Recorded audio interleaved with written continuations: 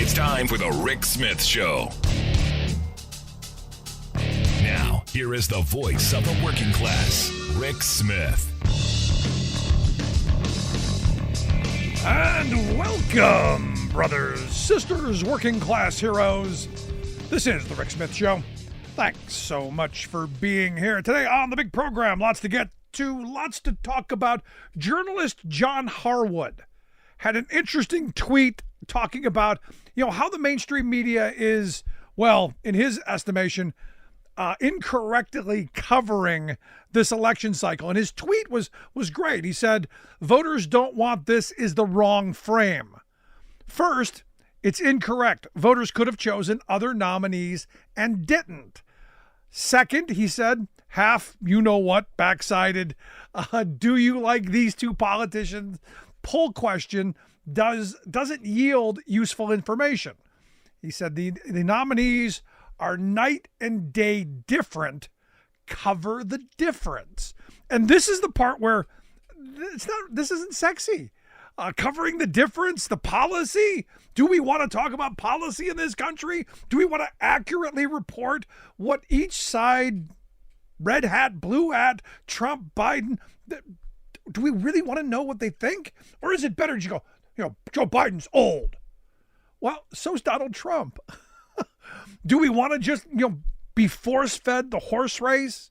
Or do we want to talk about what each of these two are going to do? What the parties are moving toward? What values? What vision? And for me, as a policy person, I want to know how you're going to make my life better. I want to know how you're going to make the lives of working people and their children, how you're going to make that better. We saw Donald Trump during his 4 years do nothing for working people. A lot for corporate America. The tax cut did really well for them. I know working people got a nibble, but that goes away. That sunsets. Corporate America did really well. And he's promised to go even further in the next term. He's promised to weaponize government against clean air and water and all of the things that I think we want and need. So for me, this is a unique opportunity. We're not going to spend the summer, fighting over who's going to be the nominee. There's not going to be that horse race. And instead of being force-fed the horse race of, who can stutter the most or who stumbles over words or who's cognitively, not there, how about we talk about policies? Because understand, the president is one guy of the apparatus. The parties, the vision of the parties that each of them have, I think is just as important. And as the head of those parties, Biden and Trump, the head of the Democratic Party and the Republican Party, they have, I hope, both have a vision of what the future looks like. Now, remember, 2020, the Republicans did not have a platform. Nothing. They, before every convention, the party puts out, these are our values. This is our agenda. This is what we want to do. The Republicans just said, whatever he wants, whatever dear leader wants. And I doubt they're going to come out with one now that Laura Trump is the co-chair of the RNC. I doubt that there'll be a values statement then, other than we're going to pay back. We're going to go get all retribution. So, for me, the idea of, okay, we got two old guys. We got what we wanted. We wanted the rematch. Republicans could have made a different choice. A Democrat could have come up and you could have voted for Dean Phillips. It's Biden, it's Trump. Those are our choices. Now you're going to get a lot of, there's a third party. No. One of those two guys is going to be president in 2025. January 20th, 2025, one of those two guys is going to put their hand on the Bible. Going to swear that they're going to uphold and defend the Constitution and also to move the country and defend the Constitution, which general welfare, all of we the people, that kind of stuff. So I thought it was interesting, that maybe we talk about just a little bit the differences between the two of them. Let's say infrastructure. Trump ran on going to rebuild infrastructure. In fact, I remember him talking about a $3 trillion plan. Never materialized. Never put any muscle behind it. Had Infrastructure Week a lot. Had lots of cartoon photographs and lots of PR stunts. No actual work that got done. Biden actually passed an infrastructure bill. We're rebuilding infrastructure. We're investing in the future. So do we want words or do we want action? I prefer action. On the manufacturing front, Trump, same thing. Manufacturing week. We're going to have all this manufacturing return. Don't move, people of Lordstown. The GM plant there will stay. Well, it went belly up. Trump talked a lot about manufacturing. Did we reshore manufacturing? No. Biden actually had a policy to bring jobs back, and we're doing that. Labor rights. Workers, if you can't see the difference between the two, you got one guy who marched on a picket line and supported workers with a Department of Labor secretary and a National Labor Relations head that actually cares about working people, or you've got the Trump side, who the head of the Department of Labor was a corporate attorney who attacked labor. An NLRB that did everything they can do to make sure that nobody brings cases before them because nothing but bad stuff would happen. And you can go down the list. Health security. Yeah. They had a great plan. They were going to repeal and replace Obamacare. Said they had a great plan. Never saw it. Never heard anything about it. Retirement security. You had Trump on Monday morning say that he's all in favor. We're gonna cut Social Security. And this is where, again, we should have a media that says, hey, wait a second, that's a difference. This is maybe a reason that you vote one way or the other. Bodily autonomy. Trump has said, look, I'm the guy who overturned Roe versus Wade. Biden saying, hey, women should have the ability to make their own choices. We are in a moment where the differences could not be more different. And John Harwood hits on this perfectly. Cover the differences, cover the policies and the policy choices, because ultimately that's what we want. I know the pie fight is all fun. I know the horse race, the team sports stuff. Yeah, that gets people riled up. But you know what makes people's lives better? Actual policy. Actually getting things done, which our Republican friends have made it very clear. They're not interested in making people's lives better. They're not interested in policy. You know, I was just thinking about the Rick Scott, the last policy piece that we saw come out of Republicans was the Rick Scott 11-point plan. You know, one of them was we're going to have children say the Pledge of Allegiance every day, but we're not going to get them a school lunch. And it just got worse from there. We're going to sunset all government policies and all bills, everything every 5 years. So Social Security and Medicare, maybe it gets reauthorized, maybe it doesn't. These are their policy chops. This is the stuff that they want us to vote for them. Now remember, no platform in 2020, no policy chops to speak of, the most do-nothing Congress in the history of our country just about. Not even messaging bills. Not even that these are our values kind of bills. So for me, this election it's pretty simple. Should be really simple. The guy who does have a vision, and Biden laid that out in the State of the Union, that things are getting done, we are moving in a positive direction, that we're working. As opposed to the Republicans who tell us government can't do anything, and then go out and prove us that government can't do anything by breaking everything. So for me, this is one of those things, and this is where Harwood doesn't understand, that, you know, the media is not going to cover the differences. They're going to cover the horse race because the Republicans, there's nothing to talk about.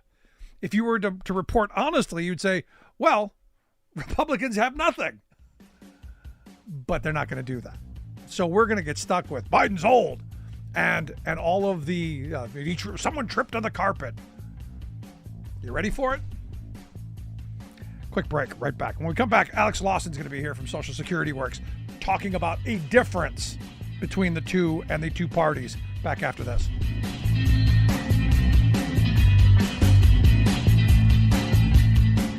We are AFGE, the American Federation of Government Employees. We represent 700,000 federal and D.C. government workers who are the vital threads of the fabric of American life. We support our nation's military. We take care of our nation's veterans. We protect our nation's borders. We respond to our nation's crises and natural disasters. We provide services to our nation's seniors. The American Federation of Government Employees. We work for America. We are AFGE, the American Federation of Government Employees. We represent 700,000 federal and D.C. government workers who are the vital threads of the fabric of American life. We support our nation's military. We take care of our nation's veterans. We protect our nation's borders. We respond to our nation's crises and natural disasters. We provide services to our nation's seniors. The American Federation of Government Employees. We work for America.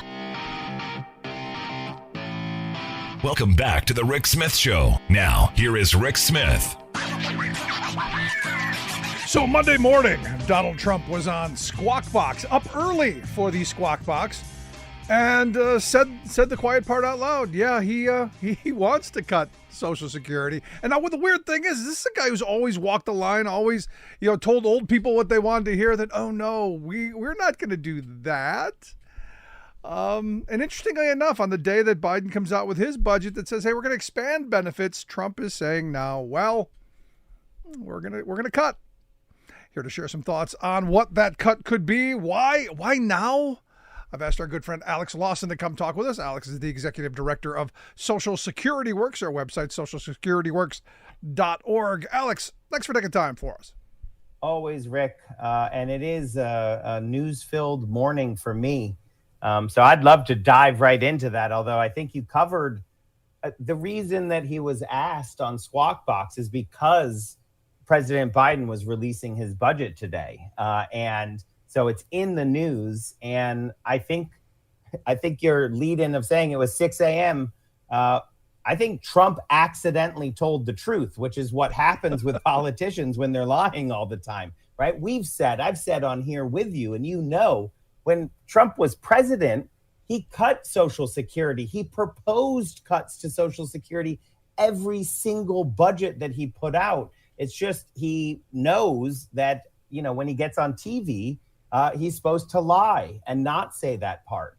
But because it was Squawk Box, so he's talking to money people, and it was so early in the morning, he just said it. He said, yeah, there's a lot we can do with cuts. And he always previously has left himself some word soup enough that he could say, oh, that's not what I meant. But there's no way around the way the question was asked. What about entitlements? And then he named them: Social Security, Medicare, Medicaid. So we know exactly what he's talking about. And then Trump's response directly on entitlements: there's lots we can do on cuts. No way around that, right? That's what Donald Trump, and it's sort of obvious to me, but I hope it's obvious to more people now. This is where the Republicans are. They want to cut Social Security benefits so they can give tax handouts to their billionaire paymasters, and the Democrats want to tax billionaires and protect Social Security from all cuts and actually expand benefits. That choice is incredibly clear. But the weird thing is, and again, we're in this red hat, blue hat world, where if you ask one of the red hats, do you think Trump said that? They're going to say, no, he's a defender of Social Security. And then they would then turn it and say, no, it's Joe Biden, who during the State of the Union address said he would never cut it. We're in this upside down world where what is true and what is believed are two very different things in most cases. I think that's right. But I also think what Trump sort of learned in his multiple verdicts against him and judgments against him, when now he is actually needed to find $80-something million and hundreds of millions more. It's one thing to craft a narrative, and especially with friendly media, it's fully bought and paid for right-wing corporate propaganda. It's not media. But Fox is just the tip of the iceberg of their operation. He can spin any narrative he wants, but it's sort of different when you do have the tape of him saying the words, right? And he's saying, I'm going to cut Social Security. And then Biden is out there saying, I fought pharma and now Medicare can negotiate drug prices. And you ask people about that and they love it. And then they unpromptedly say, or unprompted, they say, I just got a free shingles vaccine. I just got this other free vaccine. Things that they know tangibly that President Biden has done. When Donald Trump was president, it's easy to craft a narrative when it's like, oh, all the things I will do, like when he first ran. But he was president. Right. He had time where he did things. And the things he did was he put the arsonists in charge of Social Security and handed them a tank of gas and a thing of matches. Those are his actions, not his lies. Now, the thing that I think is important remembering, Trump's budget's all called for cuts to Social Security and Medicare, right?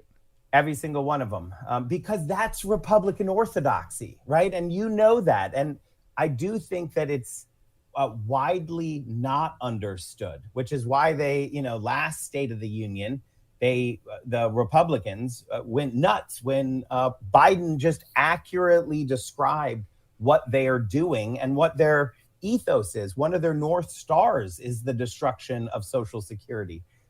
And what you're describing is also what they know. It's actually that if you go out into America, it does not matter who you're talking to. A MAGA hat wearing, person in wherever, or a riding with Biden person wherever, does not matter. Geographically, demographically, everyone loves Social Security. And so the political party that is connected to destroying it needs to do everything in their power to not let that story get out to the American people. But narrative is not truth. And that's the thing, Rick. You're a truth teller, right? Like, you know that you can look and you can find what is actually happening. And the Republicans who don't believe that Donald Trump put Mick Mulvaney in charge of figuring out ways to dismantle Social Security, they're wrong. That is the truth. And we do need to just get that story out there as widely as possible. And the way to do it, we do our part. But the way to do it is for Biden to pick that fight like he did in the budget. And he said, this is our moral vision on Social Security, on Medicare. This is our moral vision for the future of the country. What's your vision? And Donald Trump responded, I want to cut Social Security. That's his moral vision, so he can give another tax handout to billionaires. What do you say to the argument, though, that, this is, and I've made this argument in the past as well, that, if Biden's for it, Trump's got to be against it. If Biden's against it, Trump's got to be for it. It's the binary of the red hat, blue hat. What do you say to that argument, that's the reason that he came out? Look, he's always wanted to cut it. It's been part of his budgets, as you've laid out. It is the Republican on their wet dream wish list from the day of its inception until today. But what do you say that this just came out because if Biden said during the State of the Union, like he did, I'm going to be the one who protects it, Trump's got to be the one who destroys it? I think there's a lot to that. I also think that Social Security is sort of unique because the numbers are so wildly, it's 90%. 90% of people, Republican in America, 90% of Americans, Republicans, independents, Democrats, all say absolutely not one penny of cuts to Social Security. This is where I always make the joke that far more people in America believe in the Loch Ness Monster than want to cut Social Security, according to public opinion polling. So yes, there usually is that they sort of, if you're for it, we're against it, and vice versa. But on Social Security, Donald Trump, I expect him to actually react each time he is accused of wanting to do what he does want to do, cut Social Security. He will try to just dissemble. He'll try to talk his way out of it. And if you listen to the whole Squawk Box interview and you can put up with his word soup, word jumble thing he does, you can tell he is trying to do that. Yeah. He's trying to give a wink and a nod, like, yeah, there's a lot we can do on cuts. And then he pivots right into the just tired Republican talking points of waste, fraud, and abuse, right? Like that he's trying to do the two-step, but he was too slow today. I think he's got a lot on his mind. Yeah, I made the mistake of reading the transcript. I didn't want to watch it. I wanted to read the transcript. That's really hard. Yeah, you're like none of it. Like, I mean, I had to read some of it thrown at a paper. Yeah, exactly. I had to read it a couple of times to go, how does this make any sense? And look, I've gotten accustomed to Trump speak. So, when you hear it, you go, well, he's just blathering on. But when you read it, wow. I mean, that's the part that got me, because in the paragraph that he was talking about cutting Social Security, there came up a Regeneron, the 1929 Depression. I mean, there was just, like you said, a bunch of words thrown on a page without much rhyme or reason. It was disconcerting. I mean, it was bizarre. I don't know if you saw, this is a digression, but if you saw Jimmy Kimmel read the attacks on him from Trump, I mean, it was the same thing, right? Like if you sit there and read it, you're like, whoa, what is this even? Like, this is beyond incoherent. I do think there is, malice behind it. I think he has, for a long time, he just throws so many words that people hear what they want to hear.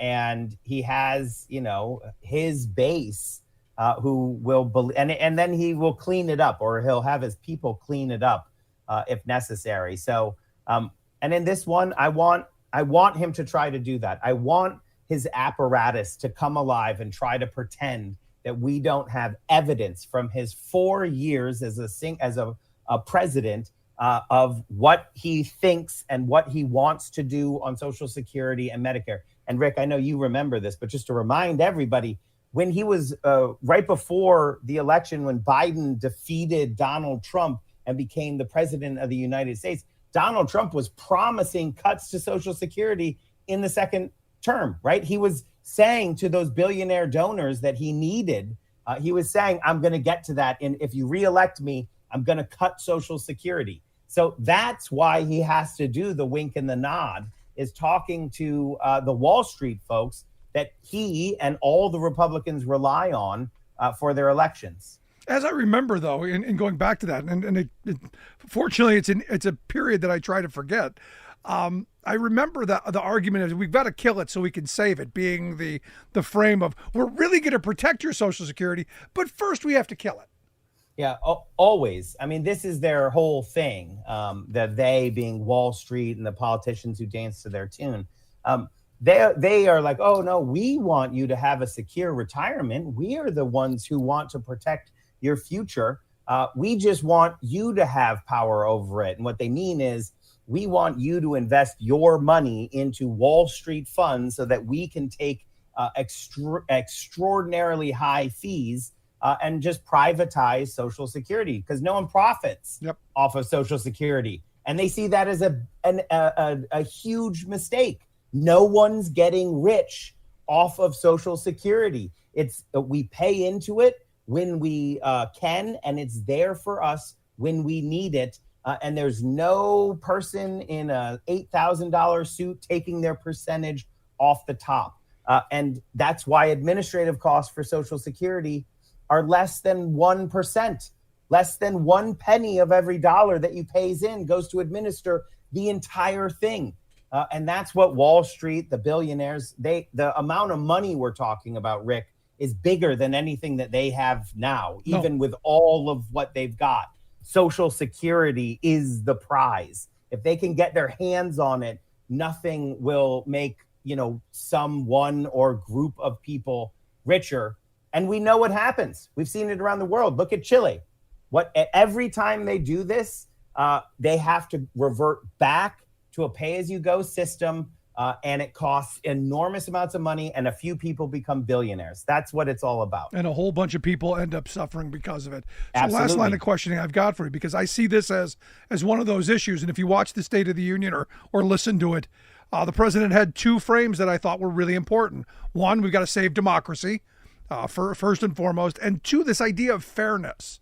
That the billionaires should pay a higher percentage of their income in taxes than working people. You shouldn't be getting screwed by credit card companies down the list. And this, I think, plays into that fairness argument, that this is something that you worked your entire life for. It shouldn't be subjected to massive cuts, and it shouldn't be pushed off down the road for you to get it maybe sometime further into the future. So I think this is a perfect time for this fight to come up. I agree. And but it's such a hard problem to solve. And you're like, it is not a hard problem to solve. The billionaires don't pay in at the same rate as everybody else. The richer, the more money you make, the less you pay into as a percentage into Social Security. It's a super regressive revenue formula. It's just the benefit structure is so progressive that the system as a whole is amazing for pulling this country together, unlike income and wealth inequality, which just ripped the country apart. So it's also so simple. All we do is we have billionaires pay more into Social Security, pay the same rate into Social Security as the rest of us, which is deeply fair. And then we can expand benefits for everyone. And the Republicans are like, they see the exact same thing. They know that all that needs to happen is their billionaire paymasters need to pay more. And that's why they're desperate to cut benefits as soon as possible so that the billionaires don't have to pay more in taxes. Joe Biden is proposing a fairness agenda. I agree with you completely. And his actions prove that. Pharma's ripping us off, ripping off the government as a whole, ripping off the people. He took on pharma. And now Medicare can negotiate drug prices. You look at what his FTC is doing when they're hitting monopolies for their anti-competitive behaviors, taking on credit card companies. All of those really do point to an economic agenda that is aimed at working for working people. Everyone will be happy with it except for the billionaires. Exactly. And that is a price that we're all willing to pay. I know I am. I know I am. But as always, Alex, great stuff. I know you'll be back soon and often as this continues, because I think this is going to be a central issue in this campaign. But I appreciate you taking a little time for us today. Thanks, Rick. Our good friend Alex Lawson. Make sure you check out their website over at socialsecurityworks.org. Going to take a quick break. Right back. Stick around. You're listening to The Rick Smith Show.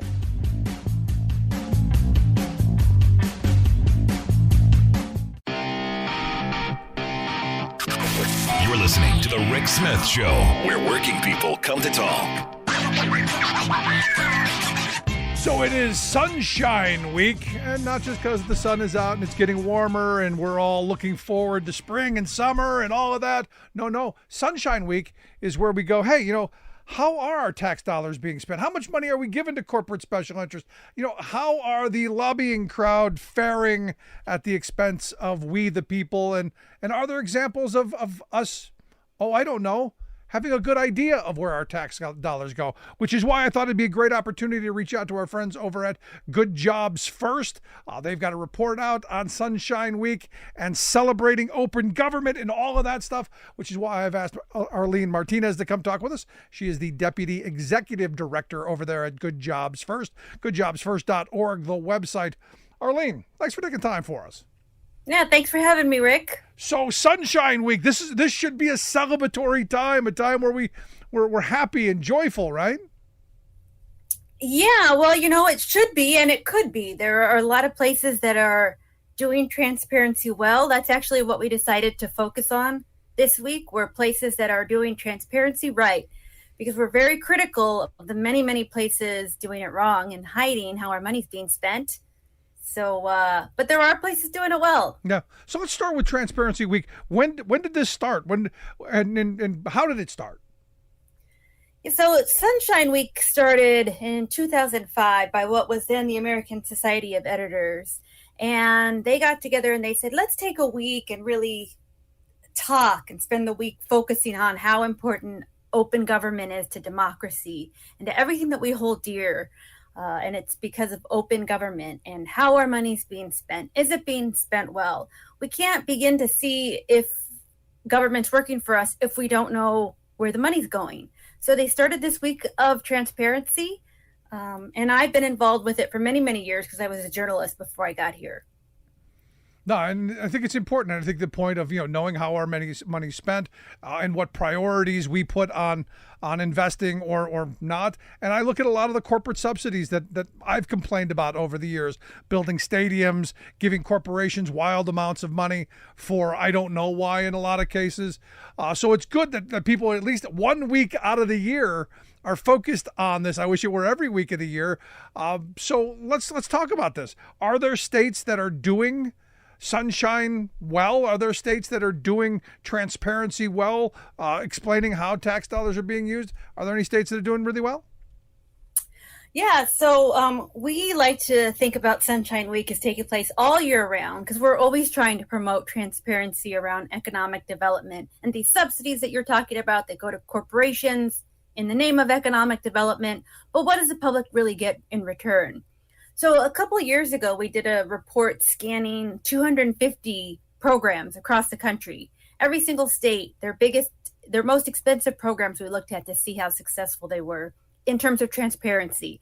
Does the public get to know that a project is coming before them? Do they get to know basic things like the company name or how much money the company is getting or how many jobs they're producing? Or whether those jobs were actually produced. Kind of what I think is very basic things when it comes to an economic development deal.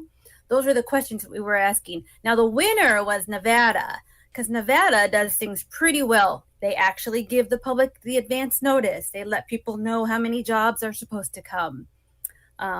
They let people know the company name and the dollar figure. But even Nevada, that was the best state in terms of transparency, got a 64 out of 100. So you can think about there's still quite a bit to go, even with the best state.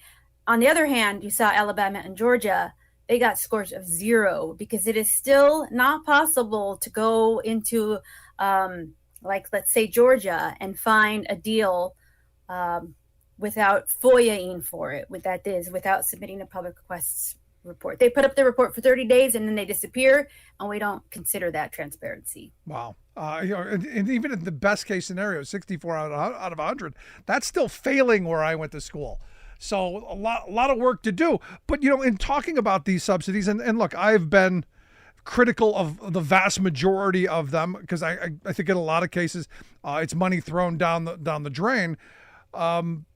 Are there situations where you see, the subsidies where these investments pay off?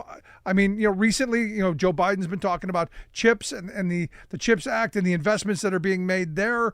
And I've got a lot of people, questioning me going, Rick, you're against these subsidies. Why are you okay with these? And it's a fair question, I think. I'm curious if you have any thoughts. Yeah, so it is exciting to think about all this federal money that are going to what are really exciting uses, right? Bringing back chips production to the United States that had really been outsourced for a long time. And these are jobs that potentially are really good in terms of pay. They're full-time jobs. They're jobs that you could potentially get without a college degree. So there's a lot of good things about putting money into this. Where the problem is where states, on top of all this federal money, lard on a lot of extra money. So in some cases, these federal subsidies are worth billions of dollars for one facility. And then the state pours money on top of that. And the problem, unfortunately, where the federal legislation fell short is the wage and benefit regulations around and requirements for the permanent jobs that'll be created. So you've got these companies that'll get significant amounts of state and federal money without any requirements that the permanent jobs be full-time, that they be living wage jobs, that they have good benefits, all those things that we want of these new jobs that are being created. Right. No, this is one of the things I give Joe Biden credit for. I mean, the money that's being invested in the infrastructure bill, done under prevailing wage, There are some strings attached to some of the CHIP money to make sure that those are good jobs. And I think, as in any policy, you can write good things in, like we want these good jobs and these benefits for working people and communities. But you can also, I guess, you can write them the other way. And you look at what Georgia is trying to do, saying, look, if you get any state money from us, you can't recognize a union. You have to submit to a secret ballot election and harass your employees, or we're not going to give you a dime. So I guess you can write good things as well as, not so good things. That's right. And that federal legislation, the construction jobs, you're right. They were prevailing wage jobs. Those are going to be great jobs in the construction phase. The problem was with the permanent jobs. And, you mentioned Georgia, but if you heard about the Rivian deal, Rivian, the electric vehicle company, essentially a bit of a startup, got about $1.5 billion from Georgia residents to get this subsidy. And Rivian just pulled out of Georgia, saying, well, we probably aren't going to end up going there after Georgia residents had spent quite a bit of money on that. But when you're talking about what states can do to make sure that those jobs that are good, this 20-year agreement called for Rivian workers to be paid $20 an hour in the first year, which isn't too bad. But in 20 years, it still called for it to be $20 an hour because there was no wage increases required under that subsidy. So you're right. They can do it. There are good ways to do these deals with a lot of restrictions and requirements. And then there are too often deals that aren't done with anything at all. And a lot of them don't have clawback in them at all. So it's money that if you spend $1 billion, better luck next time. Yes, and I think residents in Wisconsin are experiencing that with the Foxconn deal that did not happen. You'll remember that was a really high-profile deal, that the biggest subsidy deal at the time, where the county didn't have very good clawbacks, and so residents there are really hurting because of that. So, in looking at, with it being Sunshine Week and looking at, what we've been talking about, is there a way to make this better? As you pointed out, Nevada is the best state in the country for this, only getting 64 out of 100. Is there a way, I don't know, for the federal government to set, broad guidelines? Is there a way to enforce this? Or is this a taxpayer thing? Is this, we've got to get angry about something? Well, I just want to draw your attention to Franklin County in Ohio, where the auditor made a real conscious decision to put all this economic development subsidy information online. So all the money that the county is losing to tax increment financing, which is a type of a subsidy, 3 other programs, and he lists every service that is losing money by the dollar figure. So the zoo, what is the zoo losing to these subsidies? What are the schools losing to these subsidies? What do children's services lose? What do mental services lose? So we think about these deals in terms of opportunity costs, and the public can actually begin to have that careful consideration of whether this deal merits it. I like that. I actually like that. A little corporate shaming. Yeah, it really kind of is. And if you look at the language of the website, I think he's really, really into having the community consider whether these deals are good for their residents. Think about, this is what you're giving up, right? That's what a dashboard like that shows you. We think a lot of this is because it's a state enabling a legislation that allows for all these subsidies to be given out. States are the ones that really need to be saying, and they have the power to say, we're going to have these transparency portals. We're going to have these requirements to submit information about how many jobs are created, what kind of wage requirements you have, or even better, ensuring that the jobs that are created are good and tracking those outcomes. But probably the state level is where we think a lot of this action needs to happen. Yeah, and I like the idea of of being able to see what's being spent, where it's being spent, how it's being spent, what the outcomes are, because then you can start to have conversations around, is it worth it? I remember for a while, and I don't know if it's still going on, but I look at, Kansas and Missouri seem to be in an economic war over Kansas City, where people were basically moving across the street to get, massive tax subsidies from the other state. And it was this kind of beggar thy neighbor economic development where these corporations were just making money off of the taxpayers. The business didn't even really matter much. And, being able to see and weigh whether it's worth the investment of state money and taxpayer money to have the company move across the street, I think that's probably a good thing. Yeah, you're absolutely right. And it was happening there to such a big degree, but it happens all the time everywhere. You see it all the time with the New Jersey border, where companies will threaten to leave Manhattan, or they'll threaten to leave New Jersey to go to New York. And it's really all you're paying for is for a worker to change their commute. You're not creating new jobs. You're not creating new industry. And so that's what you're paying for. We talked to one site selection consultant who told us that their company used to scour 10Ks of company business filings, business reports to see if any big leases were about to expire.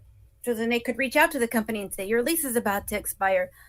Let me help you get a subsidy to either stay put, i.e. threats of leaving, or to just move you a little bit where you might be able to get a subsidy nearby. So it is a poor strategy, right, when you're thinking about economic development. So let me ask you on this side of it then, because a lot of people are saying, why should we be subsidizing corporations at all? And look, I'm getting this a lot from people because I've taken this position for a long time. Now that Biden is reshoring some manufacturing and we're bringing back strategically some production and chip manufacturing in other places, I'm saying, look, sadly, we have to subsidize this to get it off the ground, but generally I'm opposed to it. What do you say to that frame? Well, we've never been opposed to subsidies. The reason that we seem to be so critical of them is because so many of the deals are so poorly structured that you can't help but be critical of them, because they aren't going to create new jobs. They aren't going to, a lot of times we're subsidizing minimum wage jobs that Amazon's creating, or just barely above minimum wage. So, but I think subsidies that are thoughtful and are meant to fill a gap, we're supportive of them. I mean, when you think about what an incentive truly is, it's to entice behavior that wouldn't otherwise happen. Most of the time what we see is a subsidy, right? The behavior would happen anyway. But I think when you're talking about creating a new industry, like what's happening with this federal legislation, or when you're talking about, for example, putting a healthy grocery store in a food desert, or paying for people who are returning from being incarcerated and getting them into some job training programs, those are economic development incentives that we support. And not just handing off checks to big corporations who are looking for the highest handout. I always go back to, in my neighborhood, there was a factory here, Carlisle Tire and Wheel, had been here for like 90, 95, 98 years. And the state of Tennessee gave them millions of dollars, lured them away with a whole bunch of free stuff. They didn't create any new jobs. They didn't make anything different. They didn't make anything new. They simply went to another state, paid lower wages, and made higher corporate profits. Don't know how that helped the taxpayers. And that's my problem with a lot of these subsidies. I'm not against incentivizing or investing, but these handouts, and this is where I think, with it being Sunshine Week, maybe we stop some of that. Yeah, I mean, now's as good a time as ever to stop that kind of behavior that you're talking about, which is moving jobs from one state to another, which is a loser's game ultimately, especially when you go from a place that was paying good union wages to a place that's paying right to work state wages, which are lower. No, that was right here. I mean, those were steel worker jobs here locally, as I remember. And you went down to No Rights at Work, Tennessee, and almost half the wage they paid to those workers down there. The company made a whole bunch of money, a lot of profit for them, but a screw job for everybody else. So last question I've got for you, with it being Sunshine Week, what's the action? What are the marching orders for folks? What can we do in different states across the country to ensure that maybe our state does better than 64? Maybe we get a state to 65. That would be a win. Well, I think in a lot of these places, it's very, the dogma that economic development incentives create jobs is very popular. Even people who have real ideas about thoughtful economic development sometimes believe that line because they've never really stopped to think about it. But what people can do everywhere across the country is, hey, a company's coming in, they're getting some kind of incentive, you've heard, they're getting some kind of a subsidy, they're really excited and celebrating it. We wish the public would go and ask for that deal. What are the workers getting? What are they going to be paid? How come we don't get to know about this dollar figure before the project is approved? Can we see any kind of documents? Can we get the contract even after it's approved? But I think if the public asks these questions and demands some answers, I think that's where you start to see some change. Nevada was really prompted. The reason that Nevada has better transparency than a lot of places now is because there was a lot of public uproar around the Tesla deal that went to Nevada that was so huge in 2014. And the public said, hey, we're giving Elon Musk billions of dollars. What are we getting? And they really demanded this transparency that continues today. Maybe that's what it takes in every state. Maybe where should we go? And maybe with the idea of weighing, are these subsidies or these handouts we're giving to corporate America, to people like Elon Musk, are they worth lost revenue for our libraries or for people taking care of people with developmental disabilities, or the public school as a whole, or healthcare or anything? There are many opportunities to spend money in better ways, in my view. But Arlene, I appreciate you sharing some time with us, enjoying this sunshine week. I hope folks will get active and do something about it. Thanks, Rick. Me too. Have a great day. You as well. Our good friend Arlene Martinez. Make sure you check out their website, goodjobsfirst.org. We'll get links out on social media how you can take a look at that. Going to take a quick break. Right back after this. Stick around.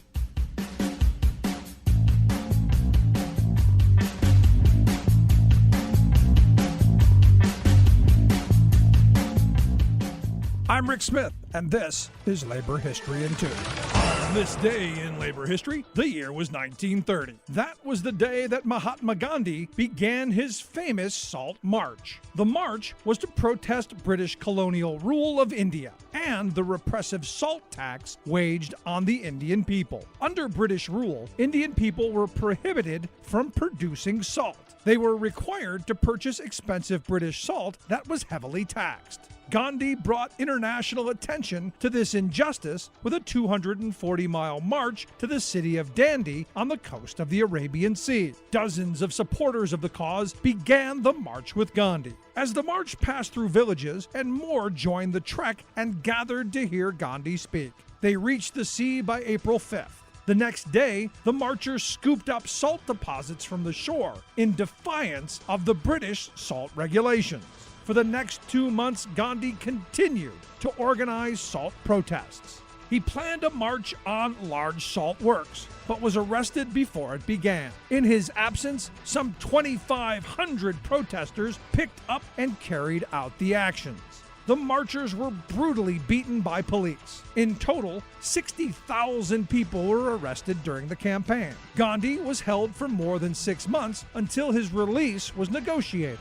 The non-violent civil disobedience of Gandhi and his followers were key to dismantling the British colonial system in India. Their courage also served as an inspiration to the labor movement and civil rights movement in the United States. A. Philip Randolph, the president of the Brotherhood of Sleeping Car Porters, was one such labor leader inspired by the action. He planned his march on Washington to protest discrimination in hiring during World War II, in part based on the Indian example. Like what you hear? Check out more at laborhistoryin2.com. Welcome back to the Rick Smith Show. Now, here is Rick Smith. So, talking to Arlene got me thinking about the whole debacle that happened in my neighborhood. It's got to be 10 years, 11 years ago. Now, the good thing, honestly, and this is one of those things where you go, the good thing out of this is they took the property where Carlisle Tire and Wheel had been, and they turned it into a lot of low-cost housing, a lot of high-density living. So some low-wage working people have a nice place to live. But it took the borough, and it took some state money. It took a lot of effort to clean up that property and to make that property, well, into what it is now, which is, fabulous. It worked out in the best for the community, in that, you took what was going to be an eyesore what was going to be, a place that probably in 100 years would still be just crumbling, and you turned it into something productive. So they took what was a bad situation, and well, what was that? What's that saying? They made lemonade out of lemons, and that's what they did, and good on them. But the reality is you lost a lot of good paying jobs for people in the community by this company just going, hey, Tennessee's offering millions of dollars, basically going to pay our move, going to give us land, give us all kinds of sweeteners and incentives to fatten our bottom line. And oh, by the way, we get to get away from the union and these workers and, that we've, the ones who made us profitable, and we get to go down and exploit a cheaper labor force. And it's what they did. And look, it's not just them. It's the corporate mindset. What used to be, hey, location, is now, location, but the location's got to come with massive welfare handouts. And, the fact that, as Arlene and their group pointed out, those come with opportunity costs. And I was saying this back in 2012, 2013, when this was going on, that look, the money that this business generated in local tax revenue, to help the schools, the wages that they're paid and the taxes that get paid, to the borough and to the state and to the local school system, all that's going to be lost. And is the incentives worth what's being produced? Now, the state of Pennsylvania offered, millions of dollars to say, no, here's some millions so that you'll stay. But it wasn't enough. And what we've allowed to happen. Now, again, I am not against helping companies get that foothold by investing in them, getting some benefit of creating a new industry. I'm not against that. I'm not against the idea of investing. Where I'm upset and I get angry is the fact that we're just handing out millions of dollars to basically attract a company that wants to just go for somewhere else. Hey, there's money to be had. And, the folks at Good Jobs First, they've done a lot of reporting on this over the years about how, there are certain businesses where it's their business model to every so often, get up and, we're going to go across the street. And we as taxpayers have never really been in that conversation because clearly we don't get all the information. It's usually done, and then we see a ribbon cutting ceremony, or, there's the downside of it. The community gets the notice of, oh, hey, there's 600 workers going to lose their livelihoods. Oh, hey, we're going to be left with this eyesore in our community that we've put up with all these years because it generated revenue for the community and income for workers. I like the idea of more transparency. I like the idea of putting this stuff out and having some clawback ability to where, okay, we're going to invest some money in you. We're going to invest some money in creating a new industry. I was not 100% against the Foxconn deal until I heard the details. And then you go, wait a minute, that's a bit much. Now, they did have, if you remember, they're going to be 13,000 jobs. And then they say, well, no, it's going to be 5,000 jobs. And then, well, no, it's going to be less than that. And you start going, that's not what it's not what we were promised. That's not what we invested in. That's not why we took money from education and from healthcare and from roads and bridges and anything else. And we gave it to corporate special interests to go, hey, we can do better. Now, understand, I have taken a beating recently over my support of Biden's infrastructure bill and the CHIPS Act, because we are giving subsidies, especially in the CHIPS Act, to companies to come and reshore manufacturing. I don't like it, but you have to do it in this moment. It is what it is. We paid for them to leave in a lot of cases. And sadly, we've got to pay for them to come back. But I think what you have to do, and I think Biden has done this, especially on the construction end of it, is you do have to put those things in it that says, no, we've got to benefit from this. And there's got to be a way for corporate America to pay back what it is they're getting in subsidies.